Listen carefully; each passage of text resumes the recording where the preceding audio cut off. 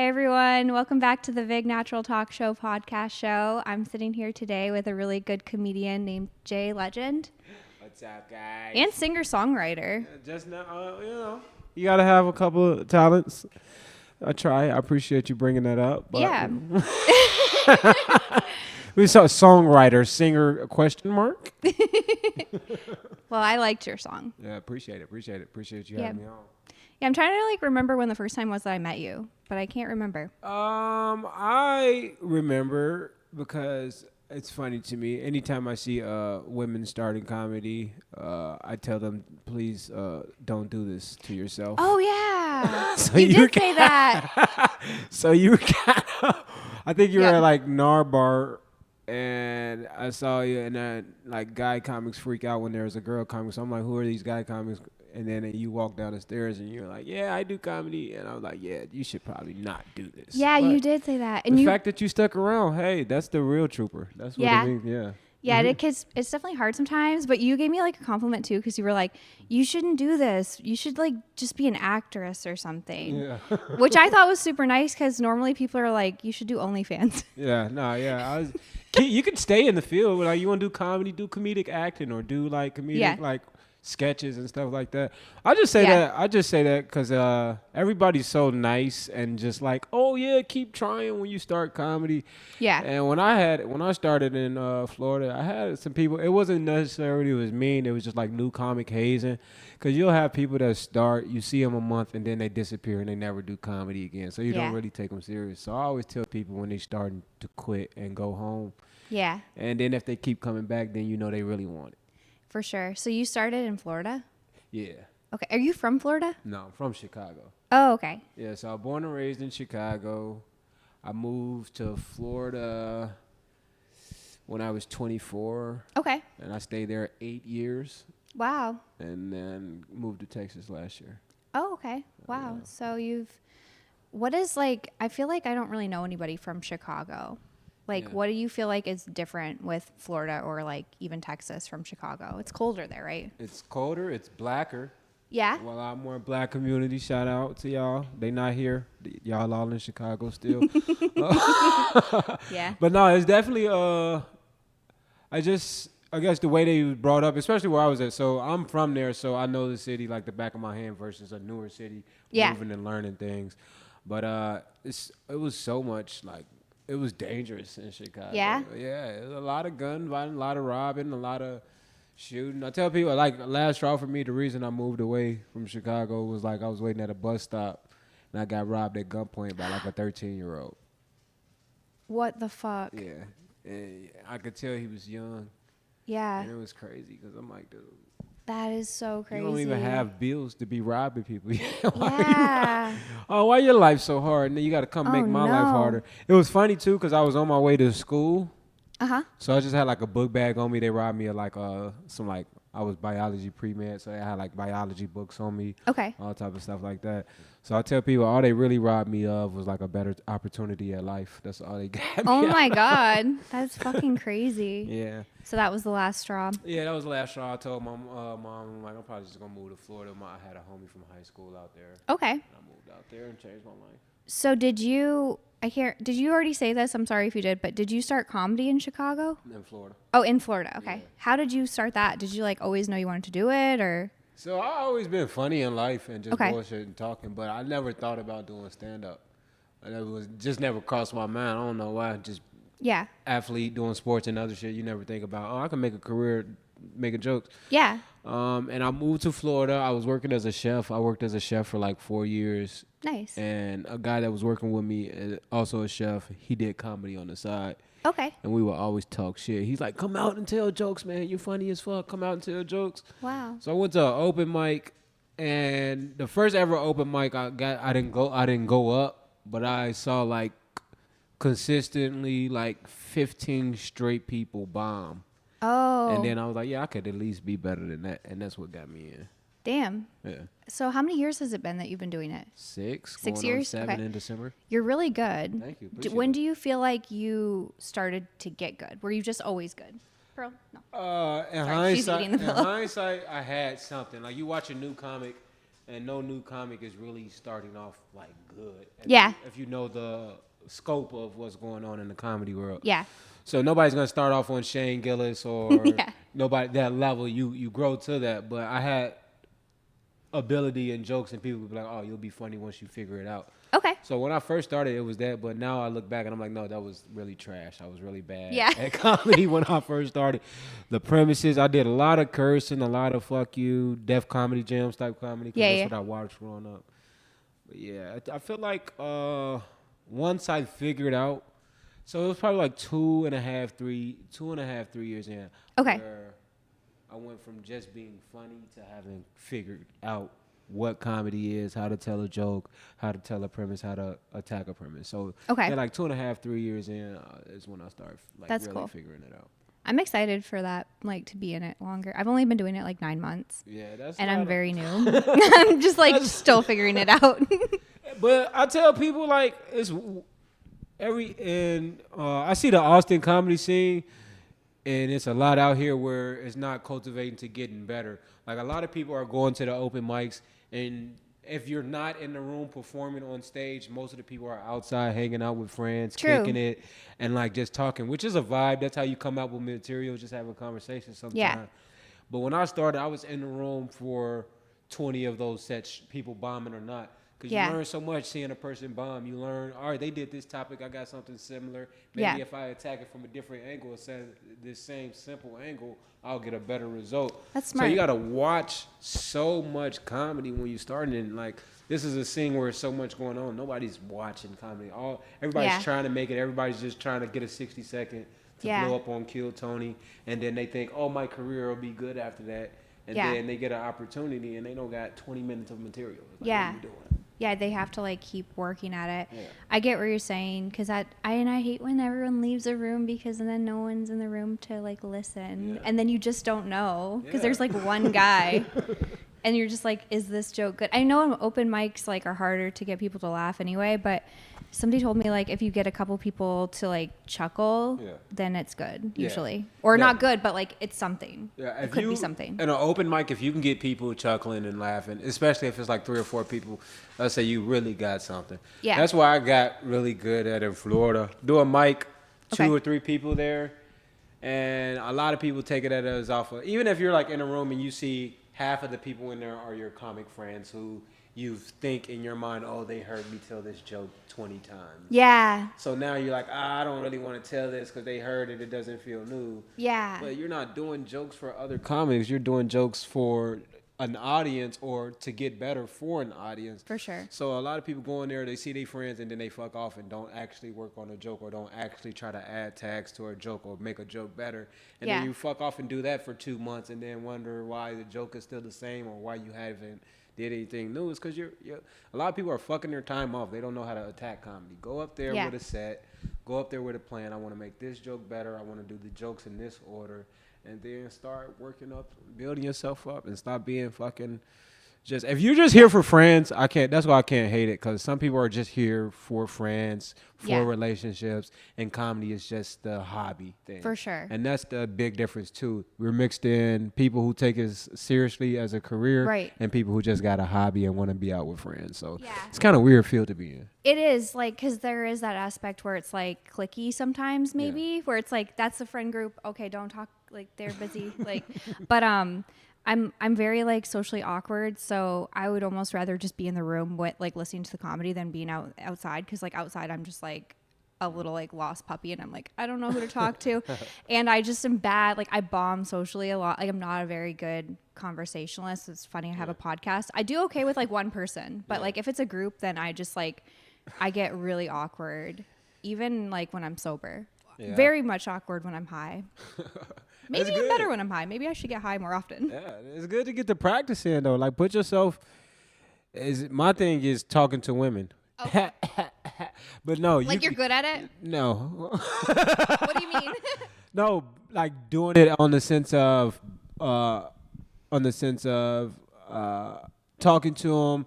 You may bomb. You may Oh, yeah, say yeah. something they don't like. They may look Yeah. at you as weird and walk off. And then you get some that you like catch them attention, and then you can keep them in the conversation and have.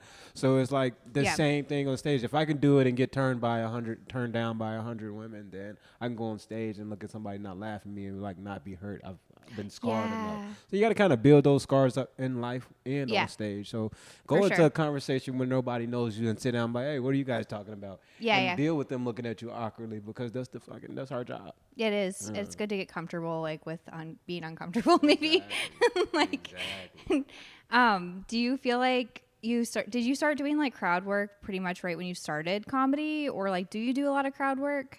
Well, no, I try to classify myself as like a technician. Okay. So if you ever see me perform, you'll see it's just like all calculated bits, stuff that I Yeah, I worked haven't out. seen you do crowd work before. Yeah, I will do crowd work if I Yeah. get bored, or I'll have a couple of bits where it's parts where I can integrate crowd work in. But I'm Yeah. not there to talk to these people. Yeah, As far as like a conversation, I'm here to say what I want to say, and you fucking listen. So for sure. crowd work is definitely a tool to use to help build up material, or also you get in rooms where it's needed because they just don't want to hear jokes. You go into a bar show with music's playing, Yeah. fucking other stuff is going on, people are dancing, and you're trying to tell a joke that takes people to be able to listen and hear you. Like, Yeah. it's not gonna work. That's very smart, actually, to look at it like that. Because I've been in that situation where it was like people were just like drunk and like nobody was paying attention to anyone, and crowd work would have been maybe good. I'm scared to do crowd work. I've done it like a couple times. It never works out well. So I don't know. I think it's something I have to like kind of get used to. I'm trying to do more like riff mics and stuff, like bucket pull topic type things, So what do you because I get think your nervous. biggest, hurdle is as far as like, do you think it's just the confidence in yourself thing? And because Yeah. I think if I could put it in words, when I actually figured out how to get better on comedy is when I realized nobody else's opinions mattered. Yeah. I remember going to mics and the feeling, I probably did never say it out loud, but it's a realization now that I wanted to prove that I was funny to my peers. That's why it was different when comics were in the room or other people that I thought might book me on a show or put me somewhere where I could grow. I would put that pressure on myself inside as, I want to impress these people to Yeah. prove that I'm funny around my peers so they look at me as this elite level comic. When I Yeah. stopped giving a fuck about that, I started becoming what I wanted them to see me as. That's really cool. yeah. I like that. Yeah, I feel like for me, I need to like think about like what is it that I'm trying to like do, where it's like I don't even know. Like I just want to make people laugh, but then I don't know, like I don't really think about the peers as much. But I've also like had some run-ins where people have been really mean to me, so I'm like I don't care what they think. Yeah, you can. What the fuck do people So know? but I do think like an actual audience I prefer more than like an open mic comedian yeah. audience. Obviously, everybody. Really? Okay. Yeah. Everybody wants a full crowd. I just think they're easier to laugh than comics, yeah. right? I don't know. Yeah. That's funny. Or comics will like laugh at the really fucked up shit. No, comics laugh at pain and struggle. That's Yeah. what we laugh at. If we see another comic on stage and they're eating shit and they Yeah. can't get a joke off and it looks really bad, and you can see we laugh at them because it's like Yeah. we've all felt that, so it's relatable. Yeah, you It's can relate relatable to laugh it. at that. But yeah, we're not like, it's hard to get a comic to laugh at a joke because 9 times out of 10 comics are in their head analyzing what do they have the same that's the joke, or maybe they're up next and they're trying to work on their material. True. So getting a comic to laugh is like hard because they're listening for so many other things. Yeah. Other than just like sitting back and watching a comedy show. That's what audience is doing. They're coming in to sit down and just enjoy. They're not like, oh, I would have said this or I would have added this. Yeah. So They're they not can analyzing it. so they can just sit back and have fun. Comics are we're fucking weirdos. Yeah, we are. We're weirdos. I'm gonna fuck y'all algorithm up by saying fuck 12 more times too. Oh, you're okay. Y'all ain't monetizing shit on YouTube. No, Yeah. just kidding. It's okay. We're so small still anyway. Also, like I swear a lot too, so Yeah, that's no funny. worries. So when you decided to move to Austin, was it for the scene, or had you like, I don't know how many times you've been on Kill Tony. I know I saw your most recent one. I've been on twice. Okay. That was my second one. When I moved here, I did not plan on moving here. It was Okay. a spur of the moment decision. I was living in Florida. Me and my boy Dylan Walker, he does comedy too. I'm Okay. just gonna shout him out. And we came down here to visit just to see the scene and do the mic or whatever. Yeah. And I end up getting a call back the first time I did the mic. So Ooh. I called back home to Florida. I was like, yeah, I'm not coming back. I got an opportunity. And I just crashed the Wow. homie's couch for a couple weeks until I got passed. That's so cool. So, where were you performing when you came here? So all the spots I hit when the first time I came down here was Creek, Sunset, and the Ship. Those are only 3 spots when I first got out here. That I Okay. performed at. But it's like for me, I got at the Mothership so fast Yeah. that work came so fast. Like I didn't have to struggle like to introduce and meet everybody because I got past the first time. So I was here in February at the end of February 18th is when we came. Okay. I did the mic like February 20th. Of this year? Yeah, of not this year, last year. Okay. Last February. 2024. Yeah. Okay. So got here then February. I was working at the Mothership Okay. by the end of March. Oh wow. So That's I was here- amazing. yeah, so within a month I'm working at the best club in the city. So it's like everybody's finding like, oh, who's this new door guy? Oh, he lives here. And Yeah. then the work just comes through the pipeline. Everybody's like, all right, come do my show, come do my show. That's so cool. Yeah. I love that for you. Yeah, I tell people That's that. amazing. I tell people when they ask me about the Austin experience, because you got so many friends when you move away that doing comedy and other scenes. Yeah. Or just people just in general who are moving here and ask. And I'm like, do not ask me because I've had an out-of-body experience. Yeah. It's not going to go this way for everybody. I love that though. Yeah, I feel like I could definitely see that happening for you too because you are very good and like you have really good energy and I don't know. I feel like you have a unique style, so that's so cool. What is it like working at the Mothership? All right. So let me ask you first. Yeah. What does it what does it seem like from the outside? It just seems so cool. Like what a cool place. Yeah. And I don't know, like I would imagine it's fun to get to go and do spots a lot. You guys must be doing spots very definitely. often. So, and the crowd there is so good. Yeah. Because I've been picked just a few times for like the open mic, and I just think the crowd is good. Yeah. So I express it, I guess the best way I could look at it is like pizza. Yeah.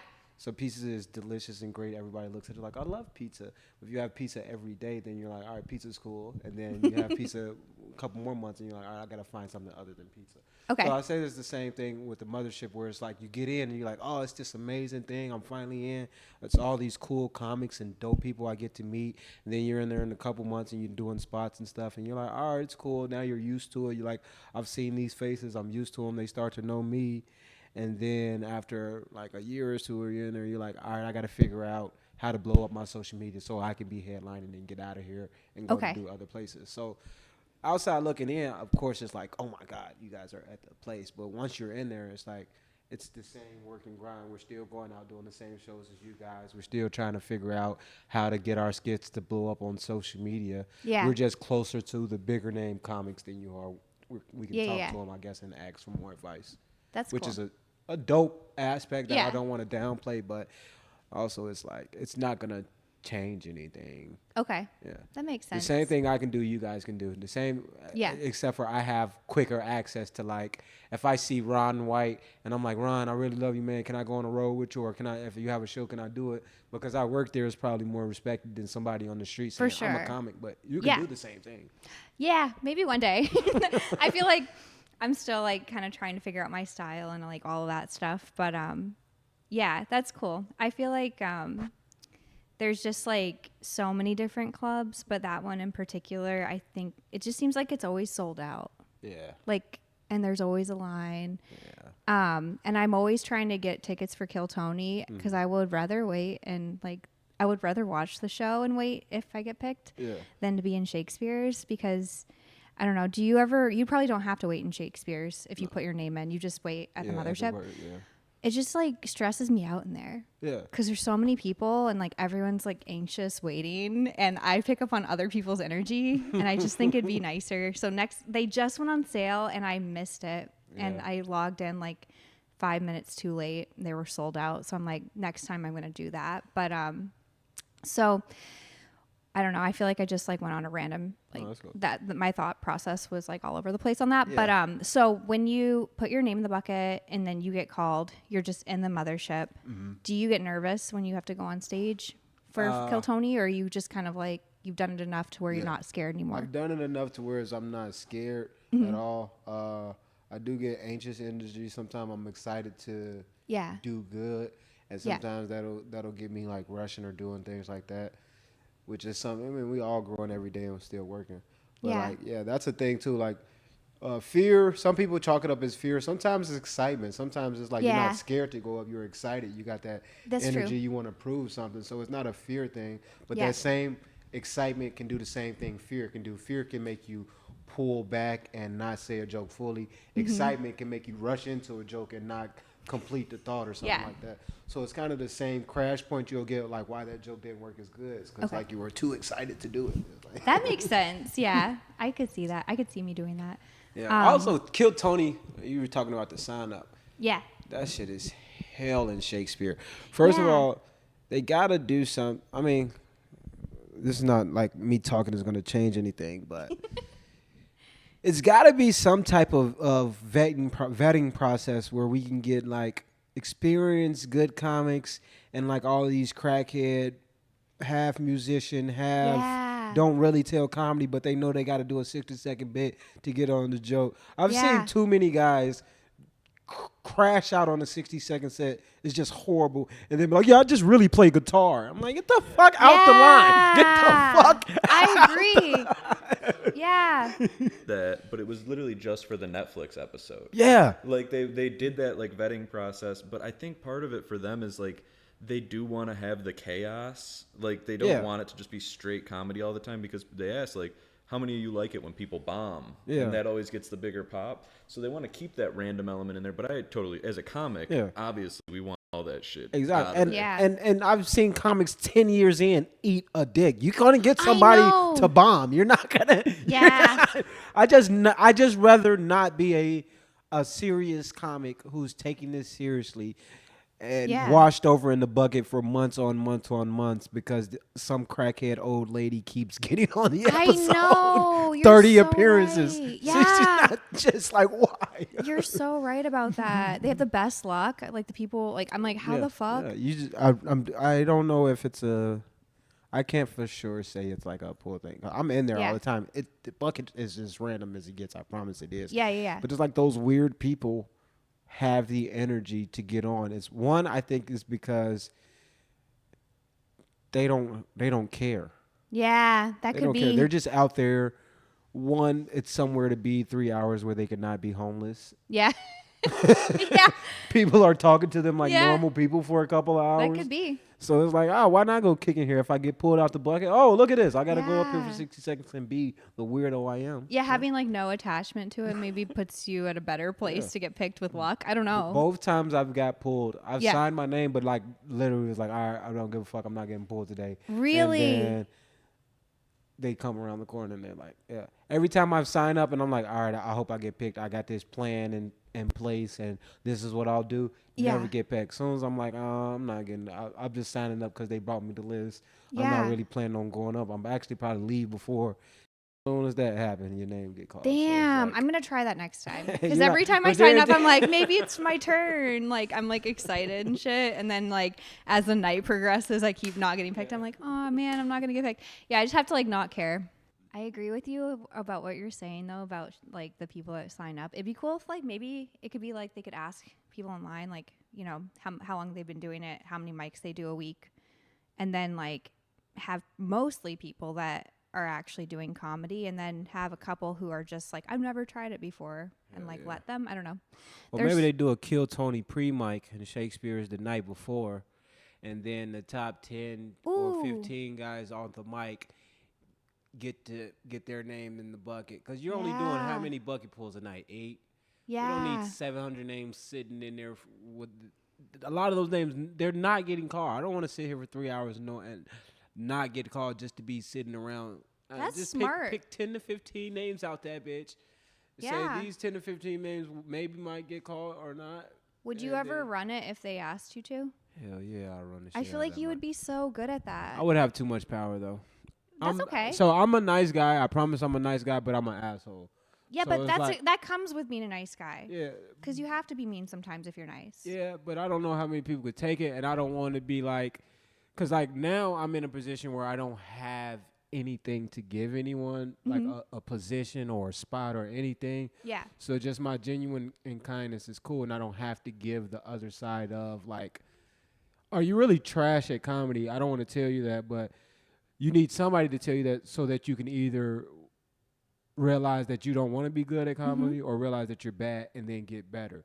Yeah. But how many people have you got off stage, you know you didn't do too good, you weren't happy with this set, but people are like, good job. I hate that. Good I hate job, good that. job. Yeah, it's not conducive to Yeah. conducive to like a better scene. So Yeah. it's just, that's the same thing with Kill Tony. It's the same thing with everything. It's like people are coming out of there, oh, I killed on the mic. I don't know why I got a call back. Or I killed at this show. It's like, we need more people to tell you trash. And if I get in a position where it's like I'm picking people, I'm going to be like, no, you're not good. And then they're like, oh, Jay's a real asshole. He didn't even give me the opportunity. But I've already seen what you're doing. I already seen you don't take this shit seriously enough. I already seen that. And I'm somebody who's super passionate about it. So I laugh and play all the time. But when it comes to comedy, I'm like dead ass serious about this. So when I see people like fucking off and like wasting stage time, I'm like, you're really in the way. Yeah, no, I agree with that completely, and I don't think that's a bad thing. No. Like, I think I would rather somebody tell me that I didn't do well than tell me I did well when I know I didn't. Yeah. I hate that. And that happens a lot where I'm just like, I didn't do good. Don't tell me I did good, please. But there's not a lot of people like that, or it's people that say they're like that, but then once somebody's actually telling them like, oh, no, that was trash, that they can't take the actual criticism. Yeah, because it's like we got people that say, oh, they said this offensive thing in the comedy scene. Like, it's comics. They be like, oh, I felt like you were being offensive to me. Yeah. Like, oh, shut the fuck up. We're comics, but it's so many sensitivity levels and so much fucking cancel me culture and so people waiting for you to say the wrong thing so they can try to like make a bad news out of you. It's like, I won't say shit to you, but you're trash, and I'll know that. And if I ever get a spot, I probably won't put you on because you'll remember. I want people that care about the shit. And it ain't about you being good. It's about you caring. I love that because like if you don't care about it, why are you doing it? Because it is just taking up space. Like taking up space.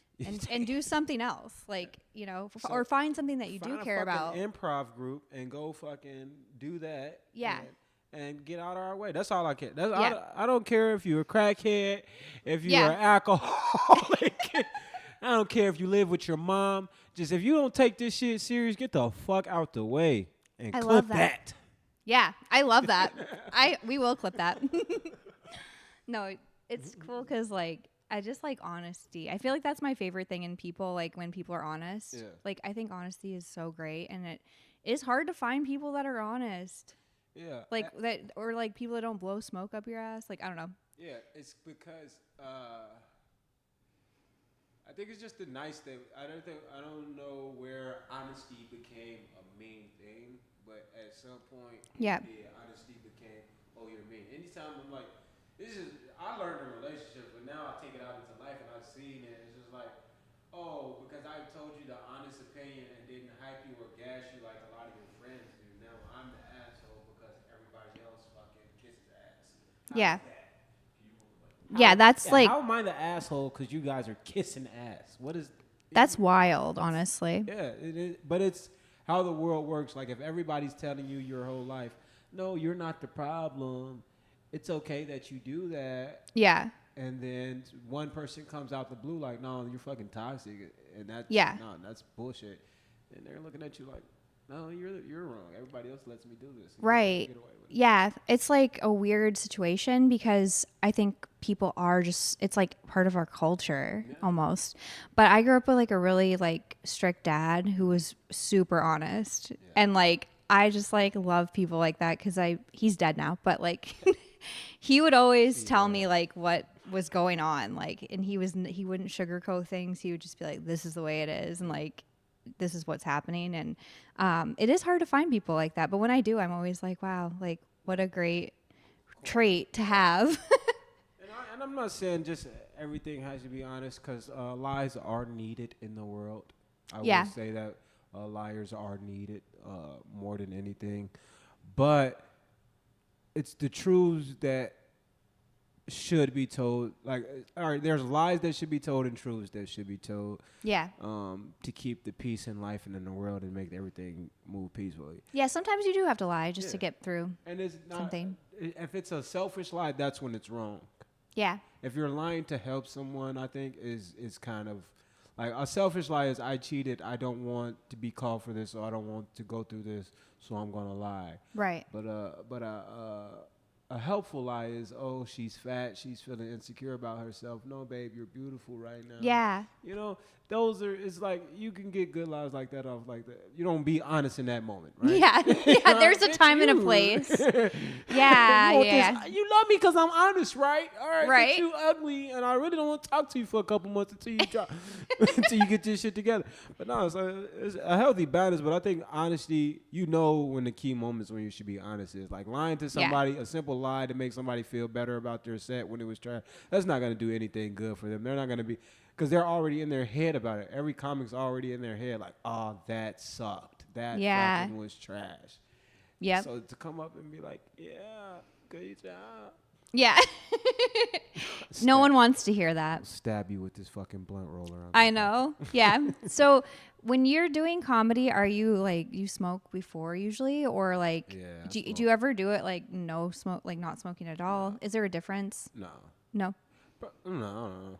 I only ask 'cause I wanna try. I'm always high, so I don't know if there's a difference. I want to try it. Like, What, but I'm high smoke? Yeah. I've never done comedy high. It's not. I mean, get on a show to like do it where it's a theme of a show. Like they got the green room shows you could do. Okay. And get, that way you can at least it's the theme, so you're not freaking out about That's a it. good idea. But I mean, it's not like it's a superpower or anything. Like Yeah. I find when I'm high or like off mushrooms or something, I'm more giggly and like Yeah. I see just the funny and like not funny shit. Okay. Yeah. That makes sense. So me being in that all the time is just like that's just my mindset, obviously too. 'Cause Yeah. weed isn't gonna give you thoughts that you've never had. It's just like letting you sit in them and understand them. But yeah, I'm always high on stage, so it's Yeah. never really a thought process to me about like people are like, oh, I can't smoke before I get on stage, and Yeah. it's never really like it's like I'm high already, and being high up there is it gonna stop me from talking Yeah. like this? So would it fuck you up to do it just completely dead? Sober? No, I've done comedy dead sober and not had weed, and it's this. It's like I'm a naturally energetic person and super hype. So what I will say is like, if you ever see me perform and I'm high energetic, and you're like, oh, you're fast and rapid fire, and that's how I am off on weed. So Yeah. that's me slowed down. So yeah, I don't want to be all sober, like just like Twister on the mic, you know. Yeah. So it's like, You should take an Adderall. yeah, no. Did he even say anything out there? Yeah, guys. I sound like the Wild Thornberry kid. Yeah. No, I did 15. I know. I'm pretty sure I did all my jokes. I love that. But yeah, so I think weed is it's not a crutch or anything that's it's just like a normal everyday thing for me integrated into my life. So when I'm getting on the stage high, it's like I'm getting on stage regular. For me. Yeah. Yeah. That's pretty cool. Yeah, I kind of want to try. I might try. I do edibles sometimes. The thing But- is, if you want to try, just do it and do it. Cause like Yeah. getting on a mic, or you get on the mic, not high, Yeah. and do you crush, or even if you do crush, if you don't crush, whatever happens, if you get on the stage high and you do crush and you don't crush, it's all the same results. It's not like Yeah. booger's gonna come out out the fucking audience. I was gonna book you, but you were higher up there all the time. Yeah. They don't care. I was gonna make you a star, but now I'm not. It's like, fucking do what you want on stage, but make sure you're doing it with an intention of, I'm trying to get better at being funny. I know, yeah. I think I'm just like curious because I'm like, what if I'm better if I'm high? I don't What if you're know. not, Because though? I am goofier Yeah. and I feel like I laugh But it might change more. your whole style. You might get high and then say like, yeah. Yeah, maybe it. Thinking about going to the store and like crush. Yeah, maybe, yeah, I say 2 words and it's better. Yeah, I love that. Because I'm like kind of deadpan, but like I don't really want to be deadpan. So, but maybe I'll lean into that if I'm high. Works for people, yeah. I don't know. But yeah. I smoked before I got here and yeah, I smoked before I get. What did I say? But people love that shit. It's like comedy is so. It's like if you can do the intentionally forgetting shit because I'm high, stoner vibe, and like make it a persona and nail it, people are gonna love it. Yeah. And then that'll be your vibe. Or if you like deadpan, Wednesday Addams, deaf, gruesome, dark. Like as long as you get good at what you're doing it, and then you're comfortable in being that person, when they come out on stage, you'll be gold. That's cool. Thank you. Oh, yeah. I feel like you could be my mentor. Yeah, I really mentor anybody who asks me. A lot of people don't. I don't know. I have friends, and I'm a friendly person around the comedy scene. Yeah. But I mean, only a few people come and be like, "Hey, Jay, what do you think about this joke?" Or "How do you think I can make this better?" And I'm like one of those writers who like take one premise and try to make it 10 minutes. So like that's my favorite thing to do is like help people get better because like I said, I love comedy. Yeah. And the better you are, like if you go on stage and you crush before me and you kill, now I have it in me that I have to go give one of the best performances that I have. Yeah. As now the person before me just buried me. If you go up there before me and you're trash, then now I'm going up there like, oh, I could do whatever and beat that. So it's like, there's no pressure to get better. There's no pressure to advance or try a new tag or try to get better because it's like, all right, you're not even pushing me. Yeah. Get around somebody that pushes you. That's why I want everybody to be good. I'll tell you whatever to help to get better because the better you are, it makes me go harder. Yeah, that would be great. Maybe sometime if we're around the same place, you could watch my set and let me know what you think. Maybe. Yeah, definitely. So I did want to ask you also, there was like a joke that everybody was saying was similar to your joke. Right. Because I know you were on Kill Tony recently. Hell yeah, 727 episode. Yes. What was it again? Episode 727, the first bucket pool of the night. Watch it. Mr. Bags and Boxes himself in the flesh. Yes, I love it. If you need bags and boxes, I'm currently working on a deal with Amazon. Wow. This is a lie, but I wanted to put it out there so maybe they see it and then they're like, oh, we should do it. But you should, yeah. Shipping everything through Amazon in what? Bags and boxes. That's perfect, actually, for Amazon. I love that. So yeah, I loved your episode. I loved your song, and I want to get into that too, and like the story and all of that. But yeah, everybody was saying there was like a joke that somebody went on with later on that was very similar to your Taken joke. Yeah. What is your opinion on that? I think it's fucking Redditors who don't know shit about comedy, first of all. Second, I don't care. Like, I'm in the sense of comedy where somebody told me this like so many years ago, and then I thought about it, and I've applied it to everything I do. Mm-hmm. Whenever you do a joke, try to write the premise so good that whenever the next person does a similar premise, no one cares because your premise is so good. Ooh, I love that. So if we have similar bits, cool. Cause I'm working on my bit to make it good enough so nobody wants to even do very smart bit. So like people were talking about, oh yeah, Ari didn't steal his joke. It's a different joke, a different direction. The part that pissed me off, this is the part that pissed me off, is everybody's like, Ari stole that black Taken joke. When if you go listen to my Taken joke, I said nothing about black or being a black. I said, I'm a dad. I had a daughter. I couldn't save her. Here's the reasons why. I'm broke. Don't have a passport. Reddit took that in and said, "Oh, you black ass can't take care of your Yeah, wait, kids." what the hell? Actually, that's It's crazy. funny. It's crazy because I did the joke and who the fuck is it? Life of Logos posted it on their YouTube, and it got it's like at 5.8 million views, and the hashtag is why black dads are bad fathers. And I'm like, what the What fuck? the Life hell? is Logos. What? Oh, because I can't buy a flight to Europe. I'm a fucking bad dad. What the fuck? But no, it's hilarious. But it's all clickbait. It's all rage bait. It's all like shit to get you. But it's like, that's why I say everything is funny. It's like, what the fuck? My most viral joke, and it's, the hashtag is why black dads are bad fathers. The whole interview I was talking about how I have both my kids here. I pay all the bills. Oh, but this guy's a bad dad. That's insane. And then I don't like the fucking standard it takes to be a good black dad, because I was fucking last 2 weeks, it was like 2 weeks ago, I'm just walking with my son to the store, and this old white lady walks past with her dog in her fucking stroller, and she's like, "Oh, we need more good dads like you." Oh my God. And I'm like, bitch, I'm just walking this kid. That's crazy. Oh, so all you gotta do to be a good dad around here is do the same thing you do with your dog. Walk your kid. Look at me, That's man. crazy. He's fully walked. Yeah. But you do seem like a really good dad, because I you were telling me what your routine is in the morning, and that is like amazing. Yeah. Like, you cook every morning. You wake up at 6, right? Yeah. What is your routine? 6 a.m., rise and shine, throw some eggs, a little fruit, a little toast together for the kids, set that up, wake them up, let them get a little bath in, set them up in front of their food. I shower and do my little alone separate time, come back, throw some clothes on them, and then, play time for a little while, and then let them have their day while I'm writing.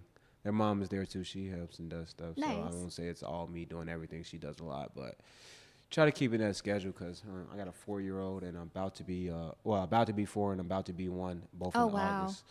So yeah, I'm just trying to create a space that I didn't have, or things that I think I lacked, and then give it to them. That's amazing. Yeah. I think that's like the best feeling when you can do that.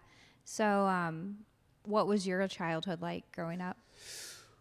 I was like the parent kid. Really? Because I'm the oldest out of all of my siblings. So my mom has, including me, 4 kids, and then my dad has 5 kids, including me, and I'm the oldest sibling out of all of them. Oh, wow. So I'm like the second parent forever. Yeah. So my childhood was growing up was just like growing up fast, helping take care of the house, because I had a single parent household, just with my mom. Okay. She'd go out work, so I'm cooking, cleaning, and doing everything. So I feel like my childhood was that, and then when I got about 16 or 17, when they were old enough to take care of themselves, I started wild and like real crazy. I was out in the streets with my friends doing unspeakable, unmentionable things. But that's kind of why I moved away from Chicago, because I seen like where I was going and how life was, and then I had a cousin get shot in the face, and the video go viral on Facebook from the gas station. Fuck? So yeah, life was crazy, and it's like, all right, I don't need to be here. I need to go open up my life and see what else is out there. That is so wild. Yeah. I'm so happy that you were able to like see that and get out of a situation that you could tell like wasn't going to be going well.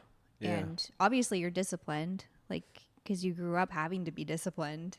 And then you went a little wild, but you're very disciplined now. You wake up at 6 a.m. Like, that's crazy. Yeah,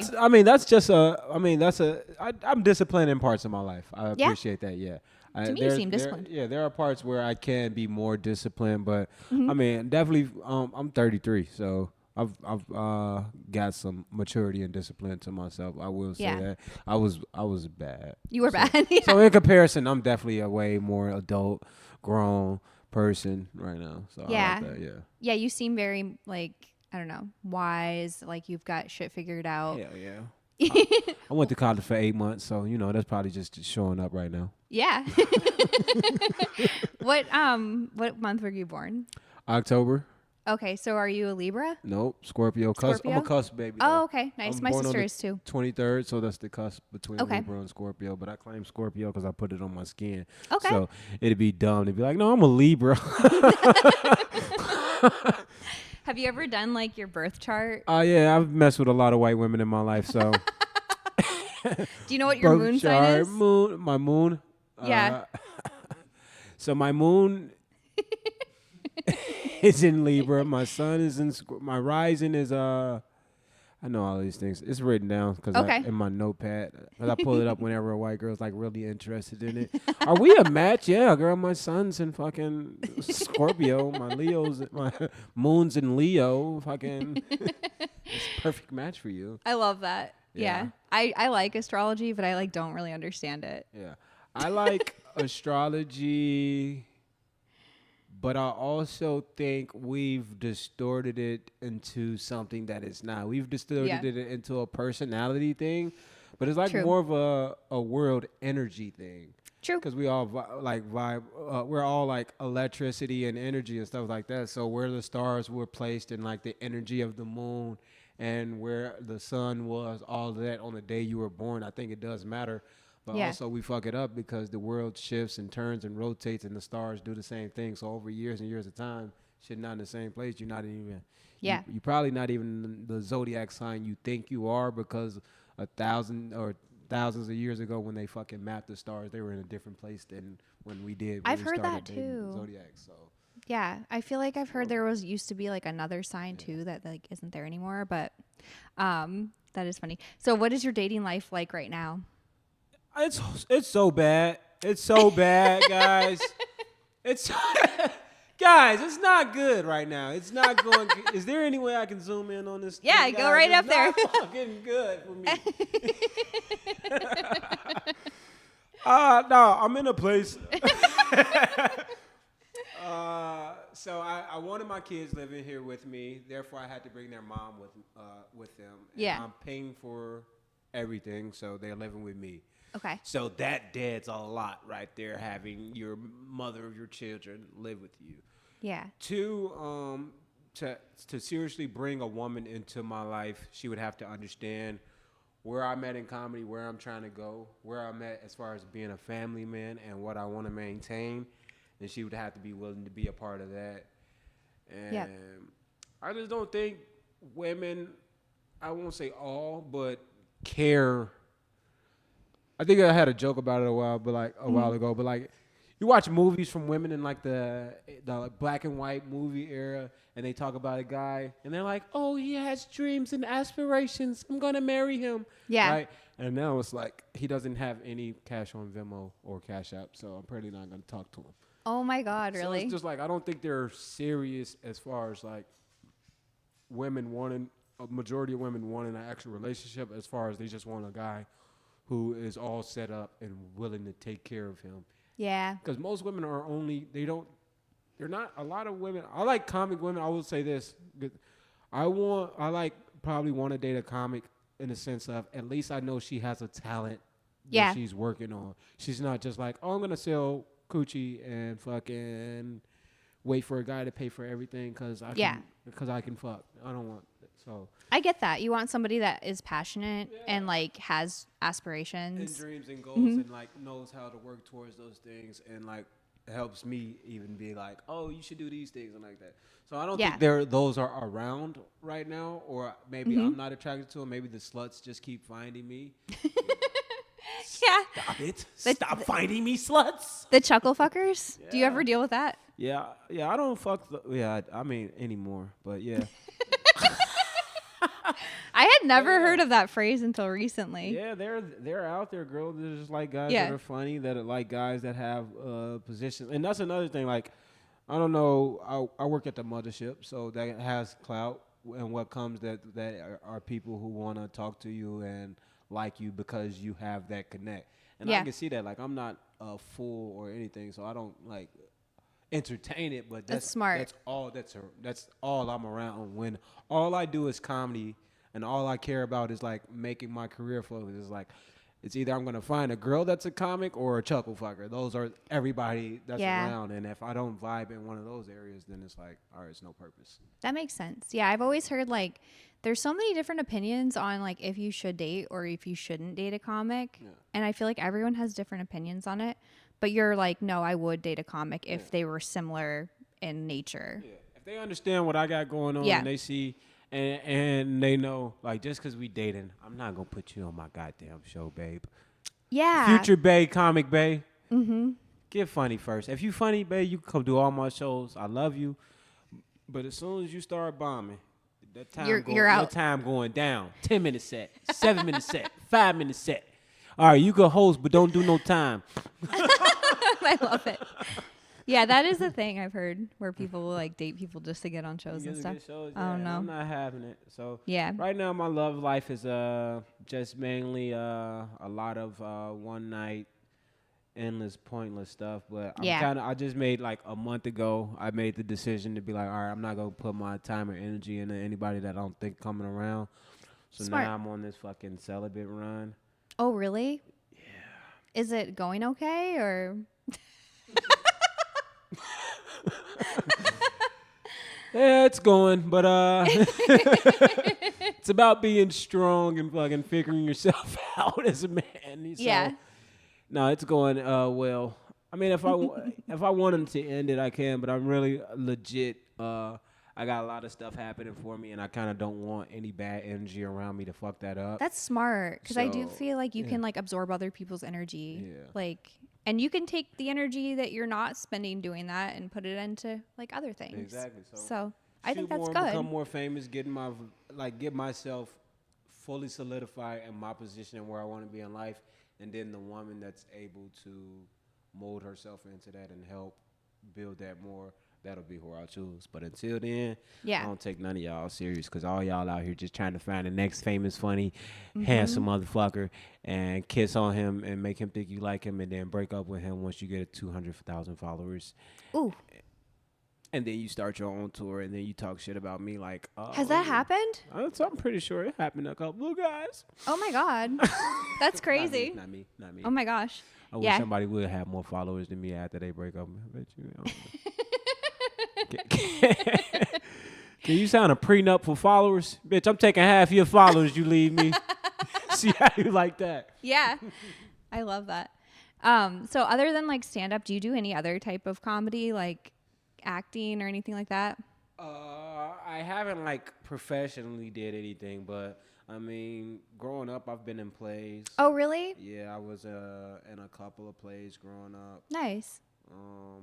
I've always been interested in acting, doing sketches and stuff like that. I'm pretty much down for whatever. Like, I write songs, write music. Yeah.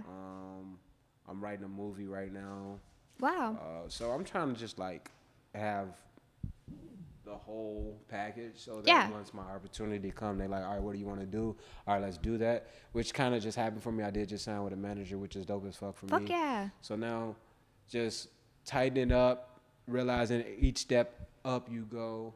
It's cool to enjoy that step, but it's like so many more to go. So keep walking. That makes sense. Yeah, like don't get stuck in one thing. Hell yeah. And I love that. So what kind of plays were you in? And like, what was your, like, what did you play? Do you do so many of them that you can't remember? Or not so many that I can remember. A lot of them. I went to all black schools, so we did a lot of all black plays. Nice. A Raisin in the Sun, which is one I was in. I played the Scarecrow and the Wiz. I've played. We did Black Grease. Nice. Which was just Grease, but with black people. Yeah. But yeah, I've done a couple of fun plays in my life. I like the aspect of acting and not get to just like really shift out of body and be a new person if you want to. That's cool. Like, yeah. That's the fun part about acting. It's like I'm me, but I'm not me at all. So yeah. It's like I think those, and it's funny because like we love liars. We love actors who can be a whole totally different person and fucking make me believe it. So that's kind of it's an escape kind of maybe. Yeah. I did plays when I was like a little kid, but I'm a very shy person, so I like never did them when I was like older. But I did do like I was like on a sketch recently, but I didn't play a funny character. Yeah. They just casted me as a hot girl. And then I just like had to act like a whore. It was like awkward. You nailed that shit. Do that hair flick again. Yeah, and it hasn't come out yet. I'm scared. Oh, that's funny. We gotta. Will it drop before this episode? That way you can like put a little box of it up and maybe yeah, it might. I could if. It was a long time ago. I don't know. Yeah. I don't Well, know. here's the video right here, guys. Yeah, but I'd like to do one where I'm actually funny. So. I mean, I don't know. that's the thing too, and shooting sketches and stuff like that is and acting in general. Yeah. Sometimes you need the serious role Yeah. to make the funny role funny. True, and that's fine too. Yeah, Like so- it was a good experience regardless, because like I'm not used to doing it, so I had to like get out of my comfort zone. But you're right. Yeah, You kind of just have to do what you Just- have to do. At least respect somebody who has a good vision like that. Because I've been shooting sketches where it's like everybody wants to be the funny guy. I and bet, then yeah. It's fucking like, no, this sketch is shit now. Because now Yeah. everybody's adding parts to their line to try to make it funnier. It's like, bro, this is just supposed to you simply saying, "Can you open the door for me?" And now you're like, "I'll open the door myself with a screwdriver." It's like, oh, that's not a funny part. We just need you to open the door. I thought I'd take it off the hinges. I love that. That's actually really funny. So everybody was like comedians in this sketch. Yeah, and so, they were yeah. all trying to like punch up their shit. Punch it up. and That's it's so like, funny. No, we don't need the skinny punches, bro. We're getting off topic. The joke is not. The bit is not even what we're talking about anymore. Yeah. It's like, That's hilarious. So yeah, it's like, all right, it's fun to just like, all right, have a person with a vision. Like, all right, you got to be the serious person for this sketch. We'll get a funny role for you next time. But sometimes the serious role ends up becoming the funny role because it's like, you ever see like the dynamic of a serious and a goofy friend, where the friend's so goofy that the serious friend is just looking at him like this. That is Then true, that yeah. becomes the funny part because That's he's like true. pissed at this. So Yeah, like getting pissed off can be really funny, and like just staring getting at pissed off somebody. is probably the most funniest thing Yeah. in the world. Somebody's just like legit pissed off at something. I love that. Yeah, that's actually a good point. If I ever, You ever see a person just pissed off behind? I'm that guy. Like Yeah. About her old lady driving slow. Oh, And yeah. like the light is yellow, and you both can make it through, but this bitch stops at yellow. oh, I hate that shit. I'll beat this bitch ass right now. It's this car. How old are you, ladies? You're not Yeah. gonna make it to 72 fucking with me. I'll fight an old lady. Yeah, I get road rage a Yeah. little bit too. The where- reason I fight old women is because they're from a time where men were able to beat them. So Yeah, they're used to that. That's the only way that they'll listen. you don't fucking. You're setting your ways. No. I would never hit an old lady or young for that matter. I just met a girl that does Krav Maga. Have you ever heard of that? Krav Maga. Yeah. I've heard of it. What is this? It's like a fight technique that they teach you like with the intent to like kill your opponent. Holy shit. And she invited me to go to one of the classes, but like I don't know. I'm going to try, but I feel like I've never fought and I just don't know. Oh, yeah. But it would be an interesting experience. Yeah. And I wouldn't- should learn how to fight. Yeah, I wouldn't want to fucking learn a technique that I can't use in daily life. Yeah. You're gonna teach me this murder technique, and now I just gotta sit on it. Yeah, that's true. Yeah. What the fuck? Now I'm Just sitting here knowing. itching for the first person to say one wrong thing to me. Just become like a Yeah, vigilante, yeah. like put yourself in these situations where Yeah, something's just start gonna go saving people who wrong. don't even. I love it. But sometimes I do feel like it's good to know how to fight, probably just because like being on 6th Street, you never know what Oh, yeah, it's it's gonna definitely good to happen. know how to Have you ever fight. seen like fights break out when you're at the Mothership at work? Like on Not 6th fight. Street? Well, once in the mothership. Oh, really? But it wasn't like a more of a fight as a scuffle. Oh, okay. On 6th Street, I haven't, but I don't stay out there long enough to try to. Well, actually, I have. I've Yeah. been walking down the 6th Street and seeing the guy getting his face kicked in. Ooh. But for me, it's like normal. Where I grew up, that's like a daily, weekly thing. Okay. So I'm kind of like, all right. Desensitized a Not- bit to yeah, it. Yeah, like all right. It's not even the top 10. Not even one of the top 10 fights I've seen in my life. Yeah? Yeah, Damn. I've seen some top 10 fights.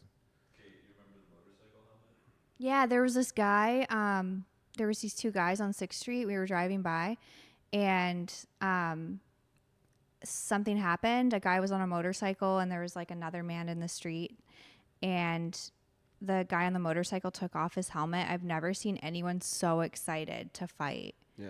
Like you just could see he was waiting for this moment his whole life, and he attacked the guy. I don't know what the guy did to deserve it. The guy was also excited to fight. Like they were both like there was just like a look on their faces. I had to look away because I was like, I don't want to know what's gonna happen.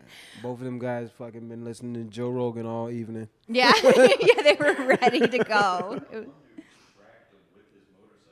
Yeah. Oh yeah, he hit That's the other insane. guy with his, his I've helmet. seen in traffic on the highway, Mm-hmm. guy cut off somebody. You know how traffic's so tight that you can barely move, Yeah. but then a car gets a little space between you, and then one car swoops in real fast Yeah. to try to get in the same lane. So I've seen that happen. A guy swoops into the lane, cuts off a guy, and they're in dead stuck traffic still. Guy gets out the car with a fucking aluminum bat, starts crashing through all the guys' windows. Oh my god. Gets to the driver's side, crashes through his window, opens the door, pulls him out, starts beating him with a fucking bat on the Holy ground. shit, that's crazy. And stop traffic. And all I did was switch lanes. You were like, bye.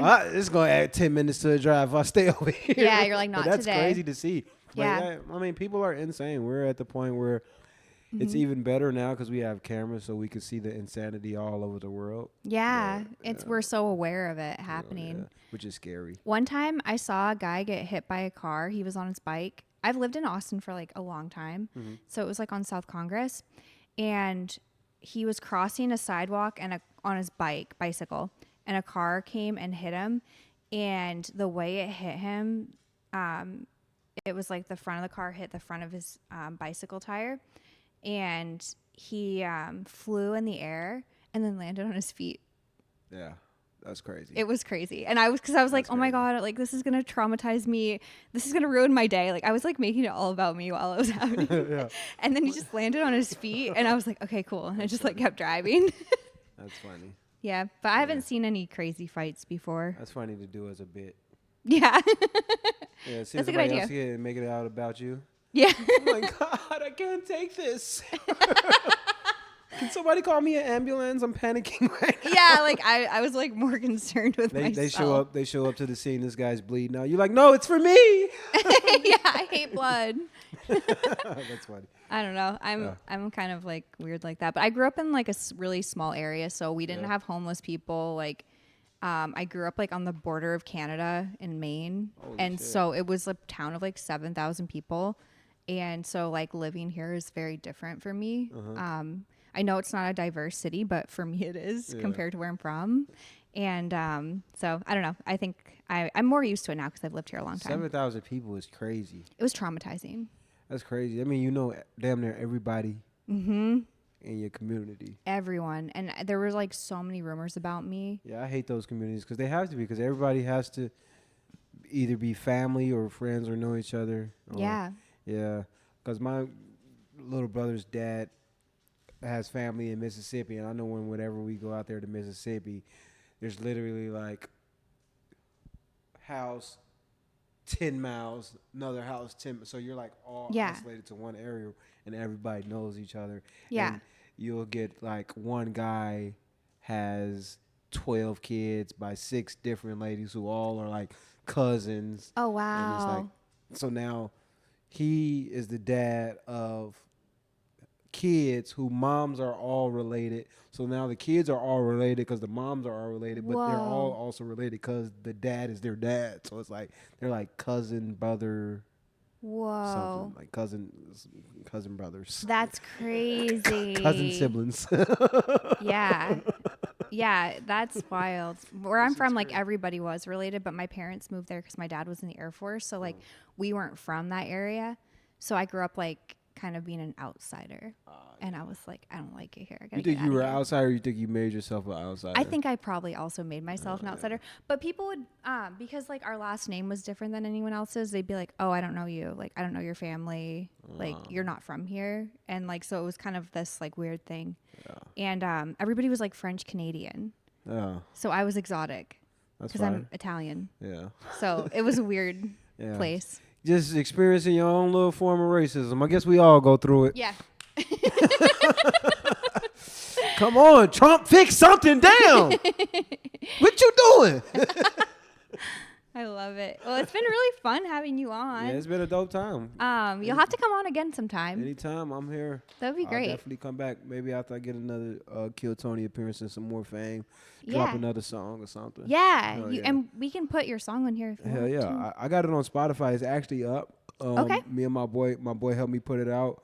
It's under Bags and Boxes by Skinny the Misfit. So Okay. if you go under there, you'll hear the full song. It'll start with the snippet of the Kill Tony part of me singing it, and then Yeah. I gotta actually here. I'll do it. I'll let you guys get a sneak Yeah, peek I wanna right hear. now. I'll let you guys get a sneak. My speaker is bad, so don't judge it. No, but- you're fine. Oh yeah. Yeah, I'll put it in post. It's playing right now. All right. Oh okay. Yeah. That's awesome. It was really good. I was so excited when you like when I was watching that you did that. I was like, that guy is like he knows what he's doing. Yeah.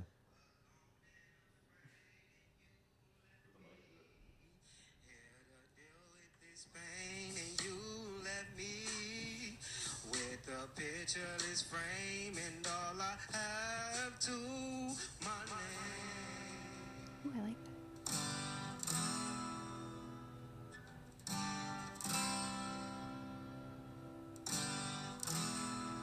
Oh, you left me Wow.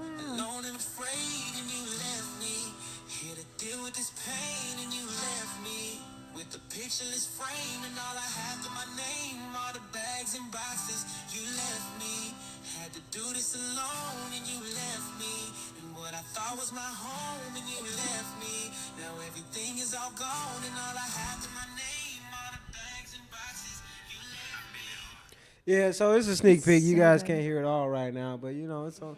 I love it. No, it's so good. Like I'm really excited for you. Yeah. I hate that.